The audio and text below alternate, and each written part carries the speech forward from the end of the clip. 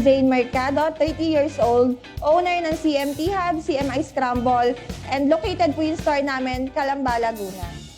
So, October 2019, nag-start kami ng CMT Hub as milk tea shop lang.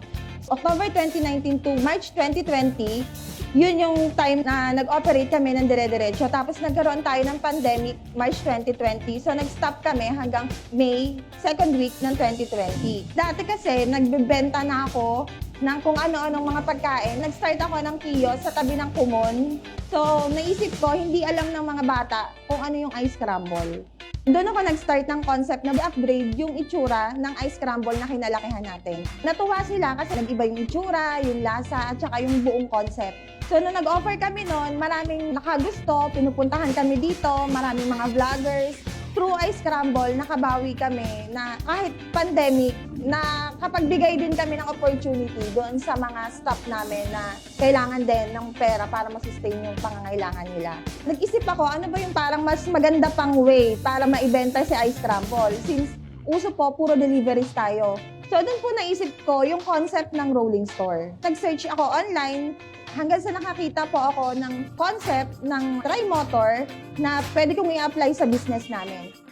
So, nag-start ako ng rolling store concept. Doon muna kami nagsimula sa unit ng Bajaj RE. Then, after 2 weeks, nakita ko may bago silang nirelease, which is yung Maxima Cargo. Malaki, mas improved.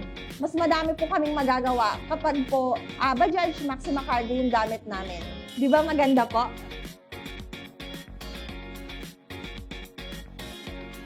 Sa fuel consumption naman po ng Bajaj Macargo, sobrang tipid niya po. Almost every day, umiikot po yung truck namin around Calamba. So, naging madali lang din po sa akin na maghanap po ng dealer ng Bajaj 3-wheeler. So, nung time na pumunta ako doon, nakipag-deal na po agad ako, nakukuha po ako ng unit. Yung experience ko po sa kanila ay naging smooth at mabilis lang din yung application. So, in terms of capital, nakuha namin si Bajaj Maxima Cargo, nasa 220,000 lang siya. Nag-offer din naman po sila ng installment kung ano po yung mas prefer nyo.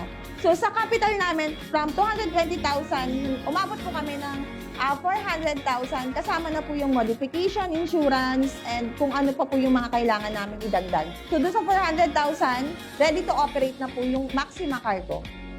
Meron kaming daily income na average of 25,000 per day. So, 400,000 yung capital natin ng Bajaj Maxima Cargo, divided by 25,000 na estimated daily income mo. So, in just 16 days, makukuha mo na yung ROI mo. So, ngayon, maganda yung takbo ng rolling stores namin.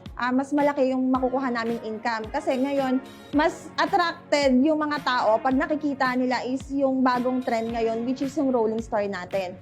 And then ngayon, meron na po kaming nasa 12kargahin